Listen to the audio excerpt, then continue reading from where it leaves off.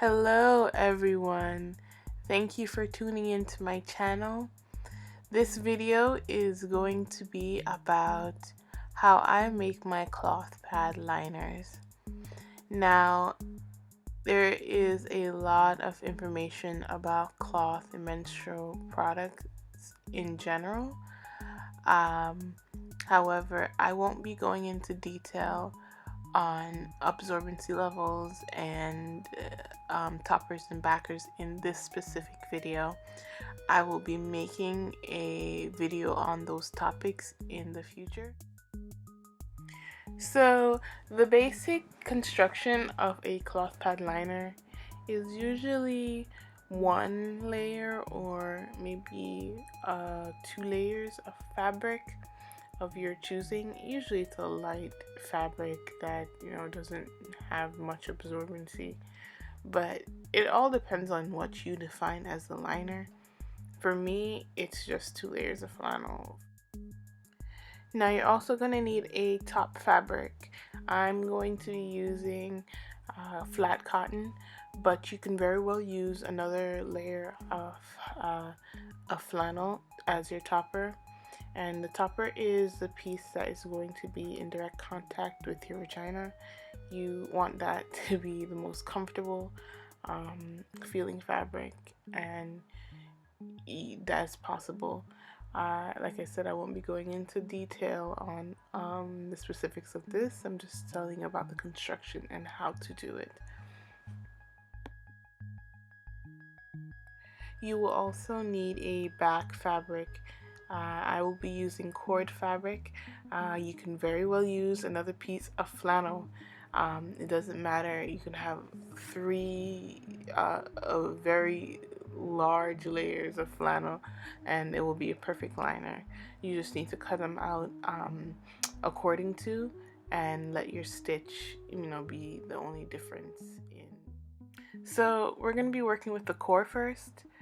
After you've made your pattern, if you would like to know how to make a pattern, I can include that in another video.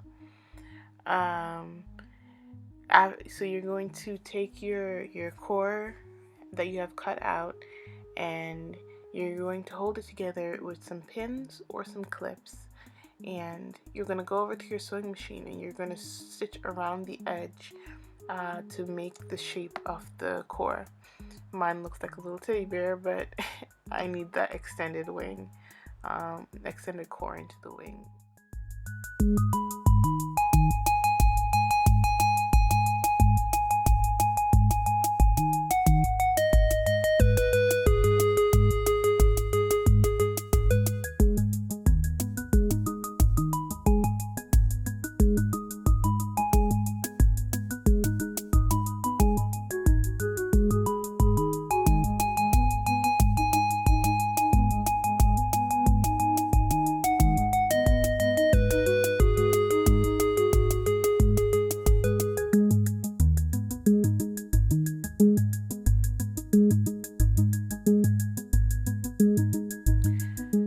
So now we are going to trim off the excess edges of our core so that it will fit perfectly inside the seam allowance for our topper.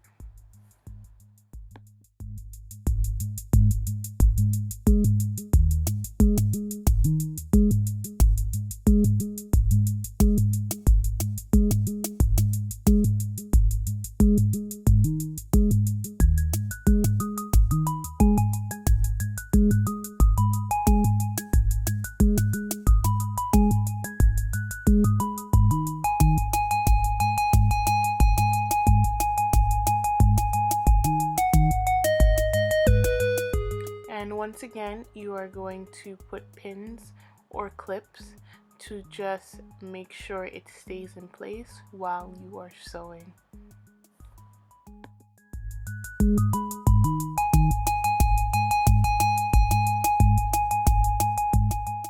So you are going to do a straight stitch inside of the zigzag stitch that you did to connect to stitch together your cord. This is going to be shown on the opposite side of the pad. And just take your time around those corners.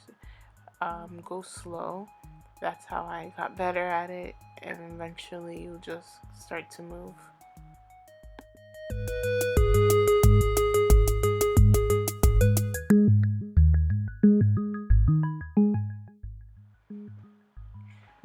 Now you are going to take your pad and your topper that are stitched together, and you are going to put the side of the backer that you want to be facing on the outside facing together. So you want the pieces that are facing up to be touching. Then you're going to go to your sewing machine and you're just going to stitch the edges together within your seam allowance. Be sure to leave a turn space so that you can be able to turn your pad. And don't forget to back stitch and forward stitch so that you can reinforce the stitches before your turn space so that they don't become unraveled when you're turning.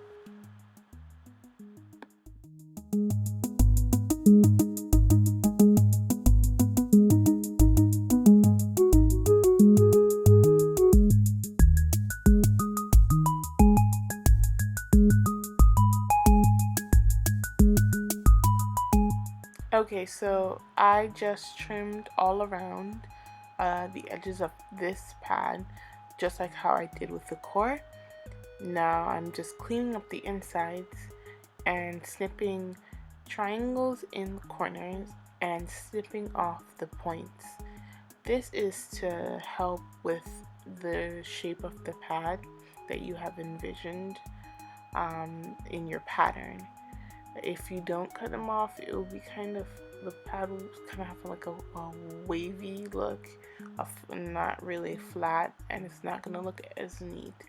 So this is to contribute to the neatness of your pad.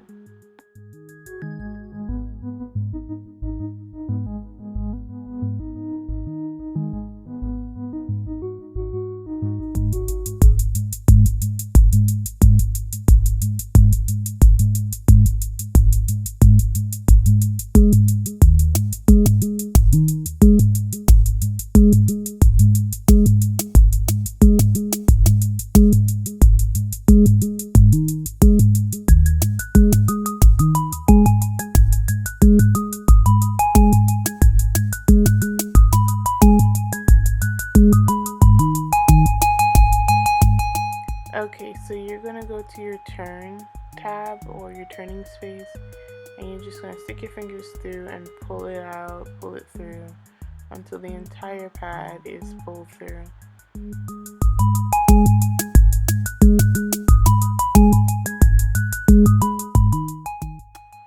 Then you're going to push the corners through either with your fingers, you can take your time and do that, or you can use a rounded stick or a chopstick, just as long as you don't push too hard so you don't break the stitches through.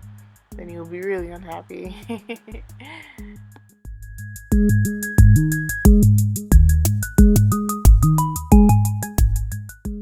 Now, I do recommend that you iron your pad before you top stitch, because it will be so much easier for you to top stitch if you iron out your pad. I know it seems like an extra step and it seems stupid, but you don't have to hold pins in there to have a better top stitch. It's so much better when you iron. Just trust me on this. Then all you do is just tuck in your turn tab or your turn space and go over to your sewing machine and sew all around the edges. And there we have it, our beautiful Mario pad with our beautiful top stitching. All you need now is to add some camp snaps or some Velcro or a button, and you're good to go.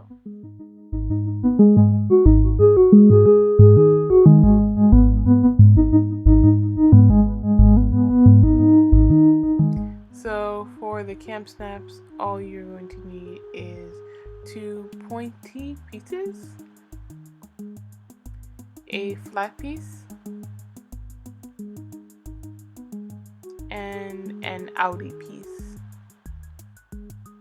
I know it's kind of blurry. I wasn't paying attention. I just forgot to focus it. What you're going to do is you're going to approximate how wide you want your gusset to be, and use a poker to just poke a hole in both of them. Then you're going to put one pointy end on the pretty side of the pad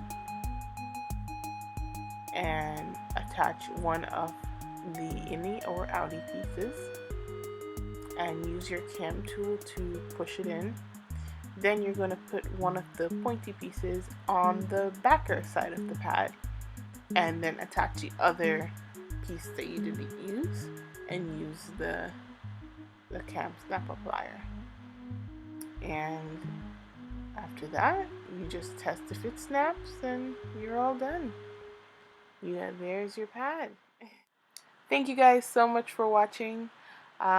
Be sure to like, comment, and subscribe for more videos like this. See you in the next one, guys.